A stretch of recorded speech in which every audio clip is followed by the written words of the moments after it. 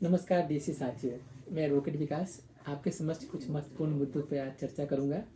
इस वीडियो बनाने का मेरा मुख्य उद्देश्य ये विगत माह जो माननीय सुप्रीम कोर्ट के द्वारा जो एक आदेश पारित किया गया था, जो डीएससी भाइयों के पेंशन से संबंधित थी, जो कुछ महत्वपूर्ण जो बिंदु हैं, मैं उस पर कुछ अपने विचार प्रस्तुत करूँगा, जो आशा करता हूँ कि आपके लिए काफ़ी लाभकारी होगा।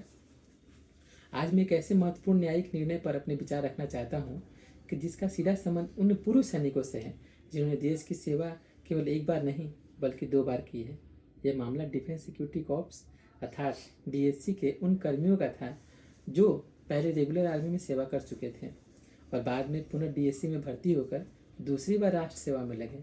प्रश्न यह था कि क्या ऐसे सैनिकों को उनको दूसरी सेवा के लिए पेंशन पाने में कानून का न्यायपूर्ण लाभ मिलना चाहिए या केवल तकनीकी आधार पर उनके अधिकारों को छीन लेना चाहिए। इस मामले में सर्वोच्च न्यायालय के सामने यह मूल प्रश्न था कि डीएससी कर्मियों की क्वालिफाइंग सर्विस यानी पेंशन हेतु जो मान्य सेवा अवधि को कैसे गिना जाए। दूसरा प्रश्न यह भी था कि क्या उनकी सेवा अवधि में थोड़ी जो कमी रह जाती है तो क्या पेंशन रेगुलेशन के अनुसार उस कमी को कंडोन अर्थात माफ किया जा सकता है। यही उस पूरे विवाद का केंद्र था।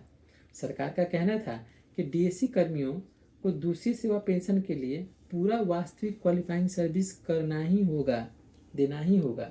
उनका तर्क यह भी था कि शॉर्टफॉल कॉन्टिन्यूएशन का उद्देश्य केवल यह सुनिश्चित करना है कि किसी व्यक्ति को कम से कम एक पेंशन अवश्य मिले।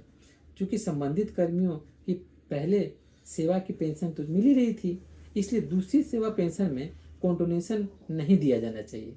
ये सरकार का तर्क था।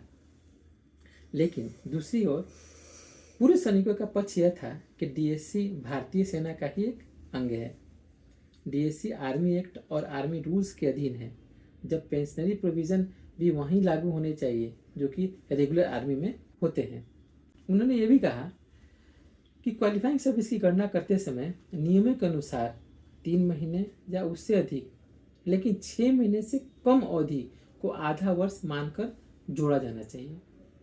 उसके बाद यदि थोड़ी कमी रह जाए तो कंडोनेशन का लाभ भी मिलना चाहिए।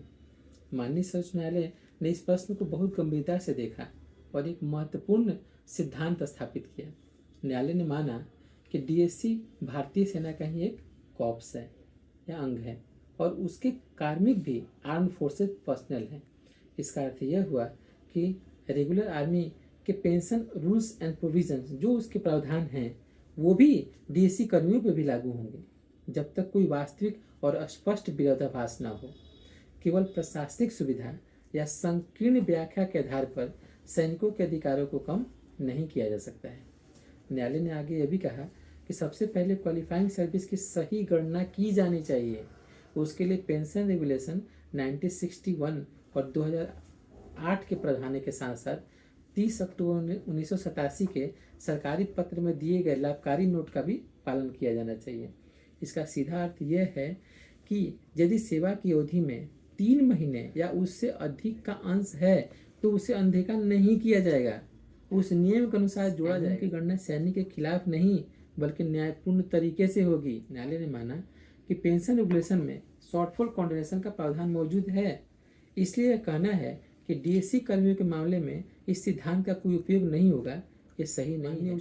उच्चतम न्यायालय ने माना जहाँ नियम स्वयं राहत की संभावना देते हैं वहाँ केवल विभागीय पत्र या प्रशासनिक व्याख्या उसे उस जो डीएससी कर्मियों को राहत दी जानी चाहिए उसे समाप्त नहीं कर सकता है।